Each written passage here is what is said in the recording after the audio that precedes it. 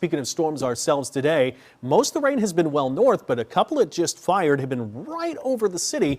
We're going to show you where that is at this time, but I still have to keep an eye out for the North Shore into the evening hours because these storms that are still way north of us, that has a chance that maybe we can develop something in the late night and even overnight hours as we get just skirting to the North Shore. But speaking of the rain that's here, watch this. It developed right over the heart of the city, and right now the latest information shows that we've got that shower activity that's weakening. Let's get to our high-res radar and show you exactly where it is at this time. Showed at the beginning of this newscast that we did have a little bit of rain that looked to be that was still holding together, but the latest imagery right here, we may be on the last edges of that rain that's here all the way from the fairgrounds, mid-city. As you head over towards around, it looks to be the French Quarter, and head on over to Algiers, just over and towards there and right on the Mississippi River. And then as you go to the Marigny, Bywater, and Chalmette and back over to English Turn.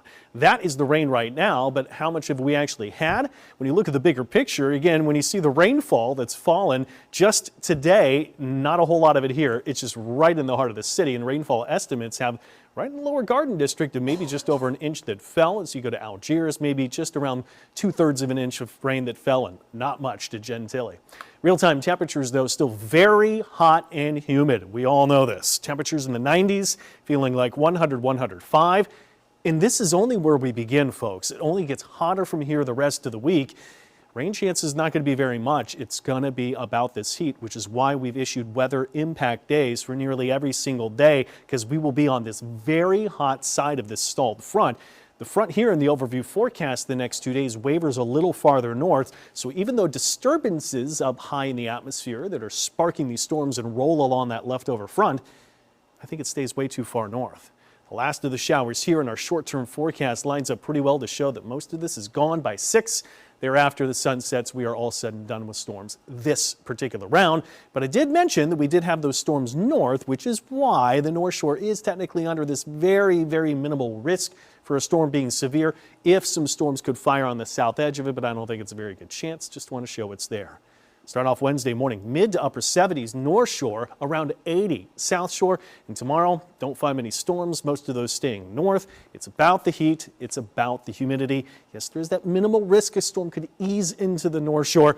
I don't have a very good chance. Mid 90s, feeling like 105 to maybe hotter. And we do it all again on Thursday. Storms potentially north, mid to upper 90s, feeling possibly 105 or even hotter than that. And again, that very minimal risk that a strong storm could come and fire. But this is about a hot forecast where over the weekend, that could be the peak of the heat that fires. Maybe we have a front that starts to ease in as we get into next week, and some indications want to move it through. I'm not so hot on that forecast, so to speak. I just don't think it's very possible this time of the year. Quick look at the tropics, nothing here in the Atlantic over the next 7 days or in the Gulf. However, you go to the Eastern Pacific, some of the first outlooks of the year for minimal chances of storm development are there. Those would head way out to sea. It's about the weather impact days, the heat. Again, you got to keep cool, stay to the shade as much as possible. This is for those that work outside, taking frequent breaks and, of course, staying hydrated with water.